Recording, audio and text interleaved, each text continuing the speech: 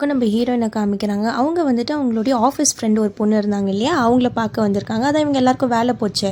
So அவங்க வந்து நார்மலாக மீட் பண்ணிட்டு நம்ம ஹீரோயின் நடந்த விஷயம் எல்லாத்தையும் சொல்கிறாங்க இவங்க ஃப்ரெண்டுக்கிட்ட. உடனே இவங்க டேய் செம்மையாக கொடுத்து வச்சபடி, அந்த 4 பசங்க கூட நீ இருக்க போகிற, அவங்க அந்த 4 க்யூட் காய்ஸும் உன் ஃப்ரெண்ட்ஸ், யோசிச்சு பாரு, சரி உன் பாஸ் யோசிச்சு பாரு, செம்மையாக இருக்க போகுது அப்படின்றாங்க. நீ வேறடி, என்னால் அந்த பசங்களை எனக்கு பிடிக்கவே இல்லடி, என் தலையெழுத்து நான் போயின்னுக்கிறேன் நம்ம ஹீரோயின் சலிச்சிட்டு இருக்காங்க. உடனே ஏண்டி விழுந்து அவங்க யாரையாவது லவ் பண்ணிட்டு உனக்கு பயமா அப்படின்னு உடனே சி நீ வேற ஏண்டி, அதெல்லாம் எதுவும் இல்லை, எனக்கு பிடிக்கல அப்படின்றாங்க. உடனே இந்த பொண்ணு வந்துட்டு நான் பாரு என் அக்கா பிள்ளைங்களை பார்த்துக்கிறதுக்கு ஊருக்கு போயிட்டுருக்கேன் அப்படின்றாங்க. உடனே நம்ம ஹீரோயின் அப்போது அந்த வேலை ஃப்ரீயாக இருந்தால் சொல்கிறேன் நானும் வரேன் அப்படின்றாங்க. முதல்ல இந்த வேலையை போய் பார்ப்போ அப்படின்னு சொல்லிட்டு இவங்க சரி நான் போயிட்டு வரேன் அப்படின்னு சொல்லிட்டு 2 பேரும் மிஸ் யூ சொல்லிட்டு கட்டி பிடிச்சிட்டு டாட்டா பை பை சொல்லிக்கிறாங்க.